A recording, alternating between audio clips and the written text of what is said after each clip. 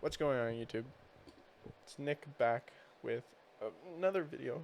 This video is a little different from the previous one. Um, we're going to be breaking down the Twitch affiliate agreement because, well, unlike a phone bill, there's not someone there for you to sign, walk you through, break down the contract for you. So we're going to go through it today. So is that big enough to read? Maybe. We'll zoom in a little bit. Alright, so essentially, the first part of it just states like you are registering for the Twitch affiliate program. This is the agreement between you and Twitch, and you have agreed to follow the conditions and terms set out in all of their currently agreed upon agreements.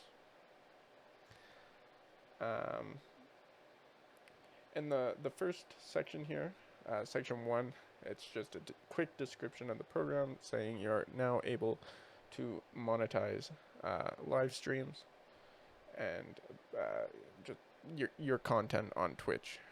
Pretty self-explanatory. That's why people are so eager to agree to this so quickly. From what I can tell, I've read through it already, not because I've been offered it yet, but I've read through it, and it doesn't seem like there's any NDA stuff that you're really agreeing upon. I mean, there is, but it's one, and it's very slight. Section 2 is actually broken down into subsections, but it's eligibility and compliance. Section 2.1 here just states you must be 18 years or older if you're between the ages, or 13 years or older if you're between the ages of 13 and the age of majority in your territory. You need adult supervision, essentially. Also, it states that they can reject or terminate your agreement for essentially violating any of the terms of service and community guidelines. And also, if you like killed a cat on stream, like Luca Magnotta, this would get you terminated, and you won't be able to rejoin the program. Section 2.2 here simply says, hey, we own your content for 24 hours after the broadcast ends. If you want to hear thoughts on why this isn't good, Devin Nash does a really good job at this, and you can go check out his YouTube channel, but maybe stay and continue to watch through the vid. This just essentially says from the moment you press start streaming to the moment you hit stop streaming, that content cannot leave the platform until 24 hours after you end stream. This is the exclusivity period, as called, and in any contract where you see this, the brackets, and then a term in bold, they're going to, I've explained this section, and we're going to use this term from now on. So anywhere you see exclusivity period, it's talking about this period of 24 hours following the end of the initial broadcast. 2.3 is compliance requirements. So you need to comply with all their rules, regulations, and if they request any information, they request that as well. Could be anything from email to contact information to tax information if they requested it. Terms of service, you have to abide by community guidelines and their bits acceptable use policy. which I also went through, and it's essentially just don't sell shit using bits. It's really what it comes down to. 2.4 is just talking about violations. If you violate any of these terms in the agreement, they are able to kick you out of the program.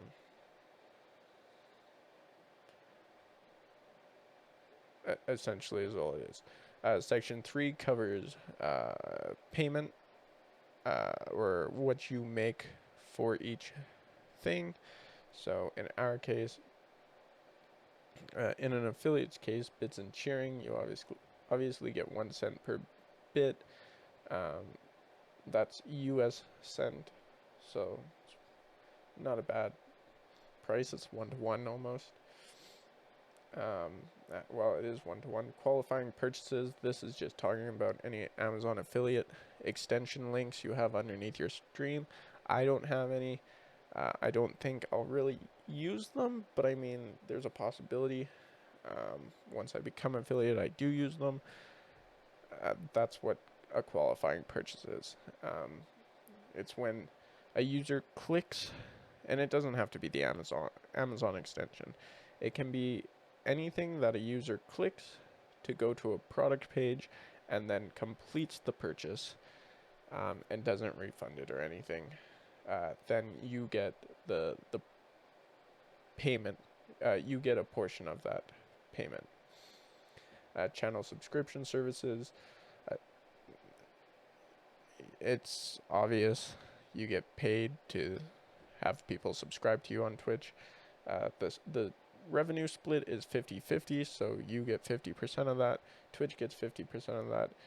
If it's $5 USD, you get $2.50. They get $2.50, and then it converts to your region. And they and then of course less any fees that might happen for them. Special programs are things like Twitch rival winnings, anything like that. It goes into your Twitch account, and then you get paid out obviously later. And then ads, which from what I gather don't actually pay out a whole lot on Twitch specifically, unless you're like a big partner on Twitch. Again, if you're interested in looking into advertisements on YouTube versus Twitch, Devin Nash is probably the person to talk to, or he actually has a video that came out today as of the time I'm recording this, and it was very informative and I enjoyed it, but I mean, you guys might not enjoy it, so keep that in mind. Section 4 is again split into subsections. Hey, real quick. So it turns out that about 56% of you are not subscribed who watch my videos. So I highly recommend you hit that subscribe button and also like this video if you're enjoying it. There's payment threshold, and again you see them explain it, and then they bold it. And this is the term they'll use from now on for that $100 threshold. So if you don't accrue $100 that month, they're not going to pay you. And essentially the reason why they specify all this is to cover their ass, and also to set out like a guideline. And it's mandatory to own a business. You need to have these things. So, but in the following 2 paragraphs, essentially they say if you're not active in the program for at least 12 months, they can terminate your account, or terminate the agreement and pay you, or they can pay you out. Now the key word here is we may close your inactive account and terminate this agreement. This allows them to have the option, but they're not going to terminate the agreement, because that means they only get $25 as opposed to whatever is currently in your account. So if you have like $99 in your account, they're going to keep that $99 instead of paying you $25. And I don't think Twitch has ever terminated an affiliate agreement. So again, this isn't something to worry about. In this paragraph, the only difference between a European Union member country and a non-European Union member country is they need to provide you 7 days of written notice that they're terminating your account. Reporting is essentially them saying, we'll give you tools to check on your reporting stats. So this just shows you what you've made per stream and per month. Taxes, they say if you provide them with the proper tax information, they'll pay your taxes. Most affiliates will not go through the effort or the time to get them to pay taxes. And I don't know which is worse. You're going to pay just as much either way. But keep that in mind. They do allow you to do this. Legally, they have to offer this in most cases.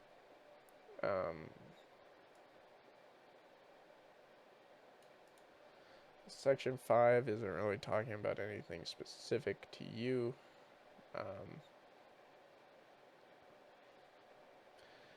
This is just saying, other than you or Twitch, no one owns your IP. And Twitch only owns it for 24 hours. Data privacy is just for Twitch, saying, hey, we're not going to leak your classified information, although it could happen by accident, in which case it could be a whole legal debacle for them. But if they're smart, they'll warn people about it instead of trying to hide it. Number 7, things are kind of getting a little more Twitch-sided, so it's not much you have to worry about. But Section 7 is just saying you do not represent Twitch, and Twitch does not represent you.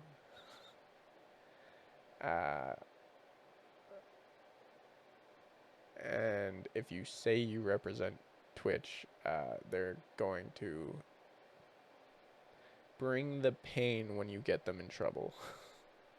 Because they'll be like, he's not an employee in our database, he's an employee in our affiliate program, and they said they agreed to our agreement, which states they are not a representative for us. So it also states that like you're a sole contractor, yada yada yada. Also, you cannot provide service to customers, Twitch customers, and you must direct them to the proper area. Either party can terminate this agreement at any time, with or without cause, by giving the other party written notice of termination. And then obviously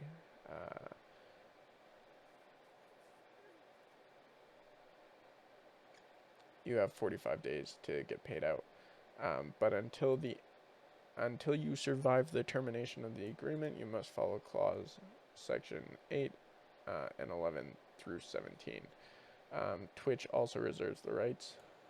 Section 10 is just saying they can modify this as they please. Also, in reporting, it also says that the reporting data is exclusively owned by them and will remain confidential information unless you share it, meaning they won't share it. So 11 is just saying, hey, you're a subcontractor, you don't work for us. Indemnification just another legal thing for them, really. Um,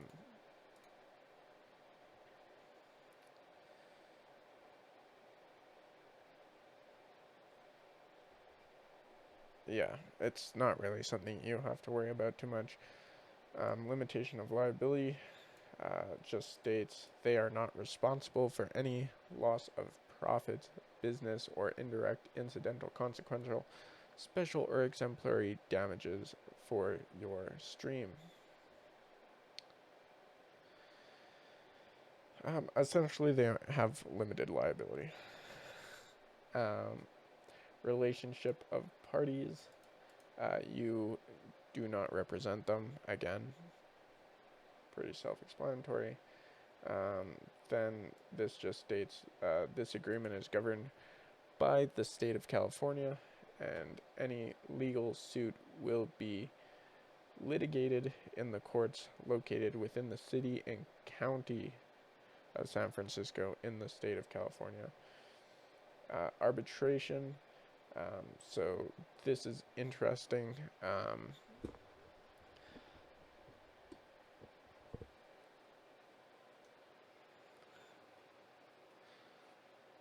Essentially, this is saying that any dispute or claim relating in any way to this agreement will be arbitrated.